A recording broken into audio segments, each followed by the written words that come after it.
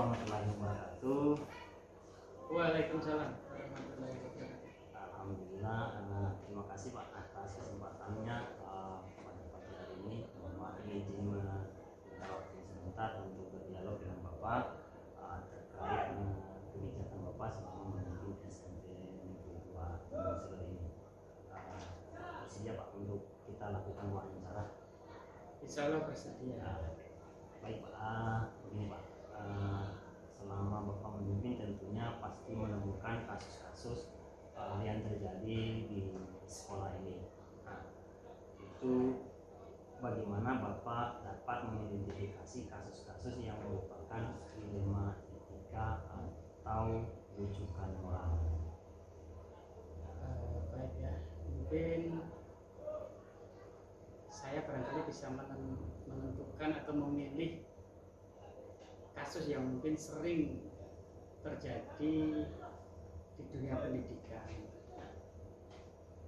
Di antaranya seorang kepala sekolah dihadapkan dengan dua pilihan yang akan menimbulkan suatu dilema.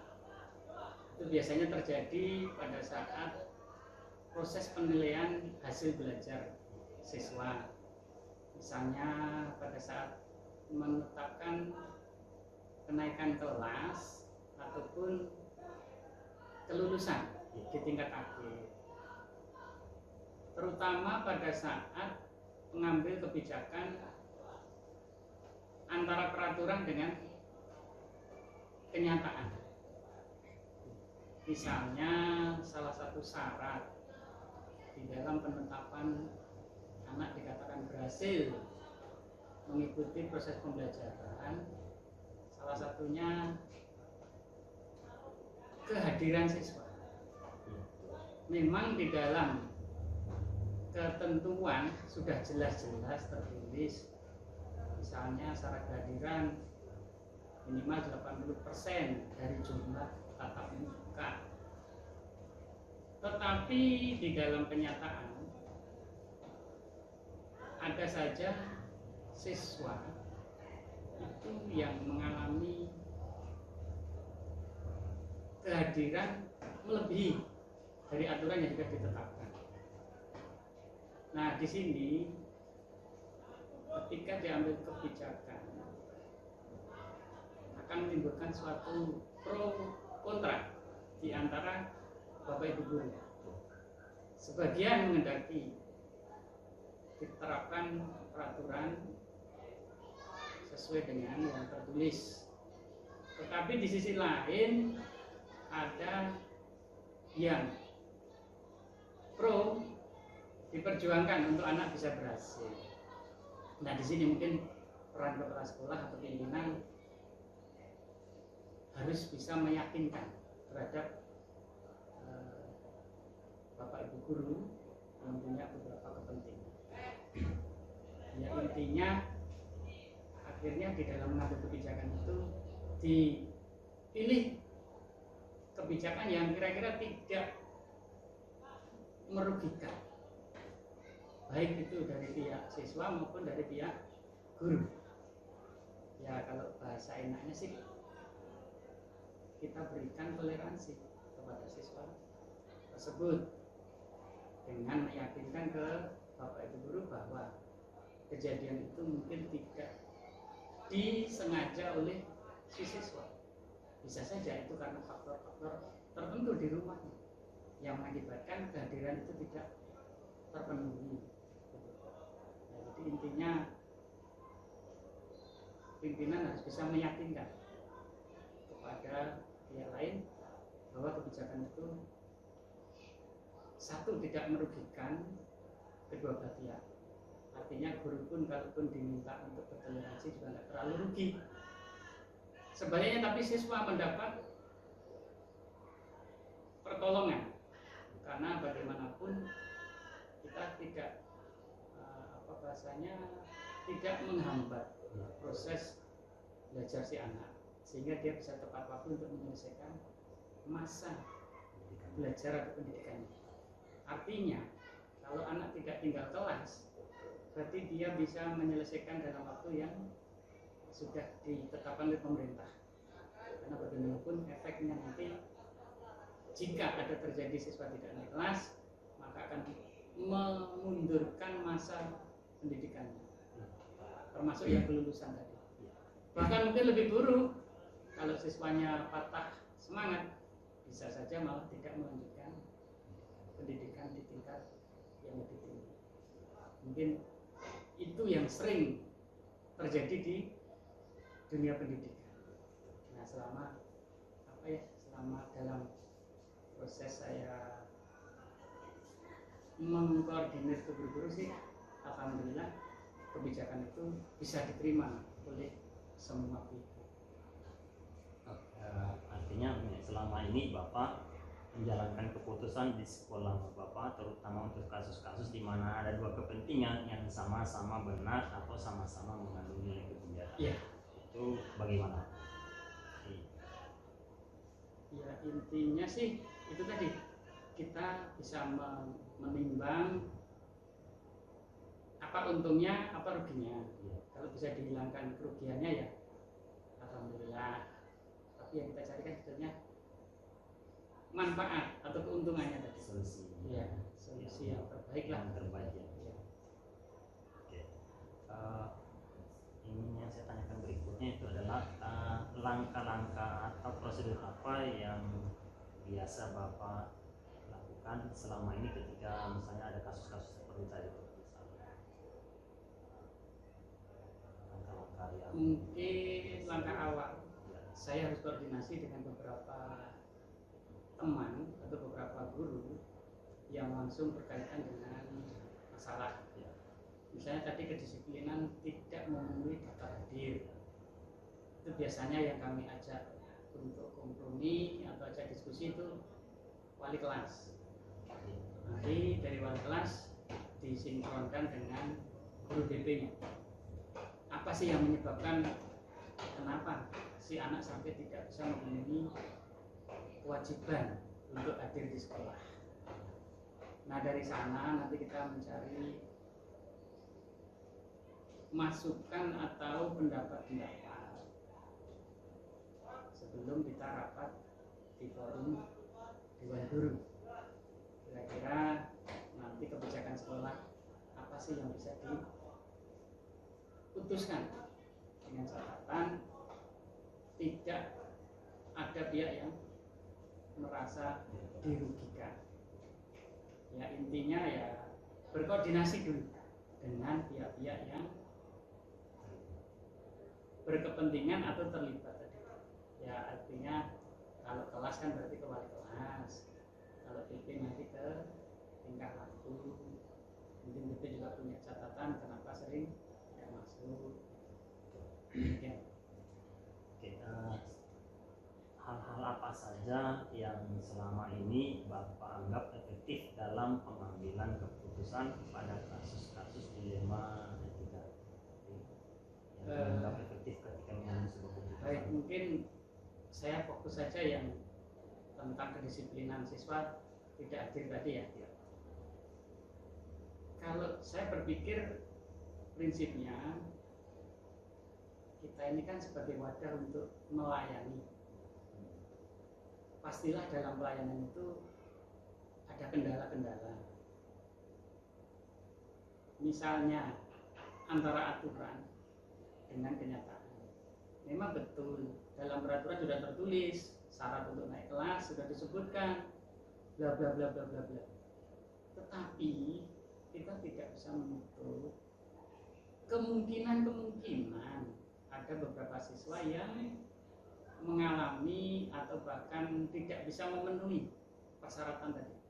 Selama persyaratan itu tidak berisiko, tidak ada salahnya kalau kita ngambil kebijakan. Misalnya, kalau misalnya betul angkanya tidak memenuhi syarat untuk dinaikkan kelas, kebijakan itu kan bisa kita lakukan. Mungkin angkanya yang kita sesuaikan. Itu secara angka, misalnya nilainya bisa saja kita kompromikan dengan guru mapel yang bersangkutan bisa nggak angkanya disesuaikan dengan syaratnya adalah minimal sama dengan KKM. Nah, kalau kembali ke kehadiran tadi, selama kehadirannya nanti bisa ditoleransi karena alasan-alasan tertentu, kita juga nggak bisa menggunakan aturan itu secara kaku, karena kondisi orang tua itu bervariasi. Bagi orang tua yang mampu, mungkin dia bisa mengantar anaknya langsung, tidak ada masalah. Yang punya uang bisa menyewa tenaga ojek atau lain-lain, tidak masalah. Tapi ketika ketemu orang tua yang ekonominya tidak mampu, kita nggak bisa berbuat kaku seperti itu. Nah, artinya di dalam kebijakan-kebijakan itu harus kita pilah. Kalau keterlambatan hadir ke sekolah tadi karena ada alasan yang bisa diterima, kita buat kebijakan yang kira-kira bisa menguntungkan ke siswa tersebut. Kalau saya berpikir, siswa lain juga nggak merasa dirugikan, karena memang kondisi si anak yang tidak menguntungkan dalam menyiapkan transportasi ke sekolah. Oke, baik. Terkait kasus-kasus seperti yang Bapak ceritakan tadi, apakah ketika menyelesaikan, Bapak membuat sebuah penyelesaian di kasus dilematik itu, apakah dibuat diselesaikan pada saat itu atau dibuatkan jadwal khusus untuk penyelesaiannya, kemudian prosedurnya seperti apa yang Bapak lakukan? Baik, mungkin tergantung spesifik masalah. Kalau kira-kira masalahnya sederhana, bisa diselesaikan pada hari itu juga, mungkin bisa kita panggil beberapa teman yang bisa memberi masukan. Artinya apa yang harus dilakukan dengan kasus yang sedang terjadi tadi. Tetapi kalau kasusnya mungkin lebih kompleks, maka perlu waktu, perlu koordinasi lebih intens, perlu waktu koordinasi lebih lama, baru kita janjikan nanti ditentukan di hari yang disepakati. Nah, contoh yang kenaikan kelas, kalau kenaikan kelas tadi kan memang terjadwal rapat dinasnya. Nah, tentu sebelum masuk ke rapat dinas, seorang kepala sekolah atau pimpinan harus memulai koordinasi dulu ke Bapak Ibu guru yang berperan. Ya, saya mengulang lagi, ketika dikenakan kelas itu kan tentu melibatkan wali kelas, guru BP, ditambah guru mata pelajaran yang bersangkutan yang kebetulan menemukan atau ditemukan masalah dinilai. Nah, setelah nanti terjadi kesepakatan, apa yang harus dilakukan? Intinya yang harus dilakukan itu yang terbaik, yang membawa manfaat bersama. Nah, baru dibawa ke forum resmi pada hari-hari yang ditetapkan untuk rapat dinas tadi.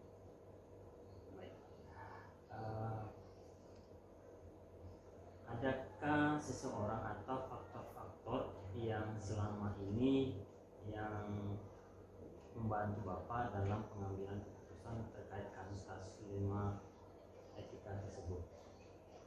Ya, tentunya kita bekerja ini nggak bisa sendiri.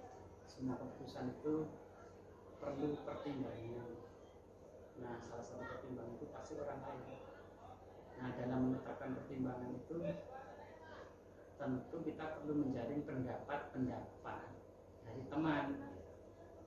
Tapi kita harus jeli. Kadang-kadang pendapat itu juga ada yang cocok dengan pemikiran kita, ada juga yang berlawanan dengan pemikiran kita.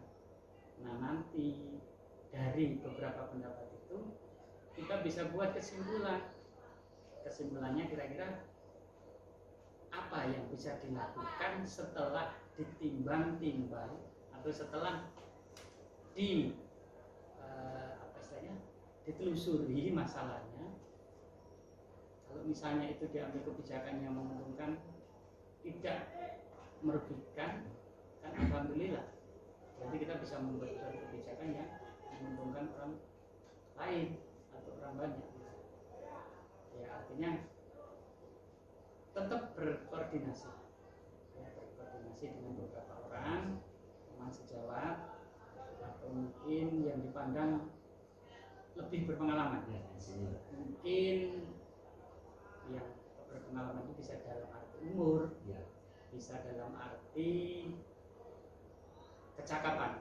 Ya. Walaupun umur di bawah kita, tapi dia bisa cakap atau bisa mengambil kebijakan yang kira-kira itu positif, artinya membawa kebaikan. Gak apa-apa kita jadikan contoh, kita pakai pendapatnya. Salah satunya seperti itu. Sepakat sekali. Terakhir Pak, dari semua hal yang telah disampaikan tadi, mungkin ada yang bisa saya ambil petikmannya. Kira-kira pembelajaran apa yang dapat Bapak petik dari pengalaman Bapak selama mungkin sekolah SMP Negeri Batang Selo ini, ketika mengambil keputusan di rumah, ketika artinya ada pembelajaran yang mungkin bisa dibagikan ke kita. Ya intinya kalau di era-era zaman sekarang dibandingkan dengan era zaman dulu ketika usia Bapak jadi siswa memang jauh berbeda. Jadi intinya kalau era sekarang ini kan banyak toleransi yang harus kita lakukan. Sekali lagi toleransi, selama toleransi itu nanti menguntungkan dan tidak membawa efek kerugian ke pihak lain, sebisa-bisanya ya kita dulukan. Apalagi dengan kewajiban pemerintah, sekolah ini bagian dari pemerintah, harus mensukseskan program pemerintah yang namanya wajib belajar. Bagaimanapun di dalam kenyataan itu ada saja memang yang mengalami hambatan atau tantangan-tantangan. Tapi insya Allah dalam menyelesaikan tantangan tadi, sekali lagi yang penting berkoordinasi, dikoordinasikan sesama yang punya kepentingan. Kami bahasanya selama tim Dewan Guru sepakat dan kesepakatan itu di dalam forum rapat yang resmi, insya Allah tidak menimbulkan gejolak, tidak menimbulkan efek di belakang. Jadi prinsipnya bekerja sama, berkoordinasi, melibatkan beberapa teman sejawat yang bisa diajak untuk menggali pendapat-pendapat atau membuat suatu keputusan yang kira-kira bisa membawa ke kemanfaatan bersama. Ya intinya. Ya alhamdulillah selama saya diberi kewenangan untuk dituakan di sekolah ini, ya alhamdulillah dalam urusan mengambil kebijakan yang sudah saya ceritakan tadi belum ada efek, artinya belum ada bahasa keberatan dari beberapa teman guru. Artinya selama ini kebijakan yang diambil selalu bisa diterima semua warga sekolah. Bisa diterima. Baik Bapak, terima kasih atas waktunya, sudah bisa memenuhi wawancara kita pada hari ini. Semoga apa yang kita diskusikan hari ini memberikan manfaat, terutama buat saya sendiri. Dan mudah-mudahan Bapak dalam memimpin SMP Negeri 2 Tani Selo ini semakin bagus, semakin meningkat, dan dalam mengambil keputusan selalu mengambil keputusan yang bijaksana. Baik Bapak, terima kasih sekali lagi. Sama-sama. Assalamualaikum warahmatullahi wabarakatuh.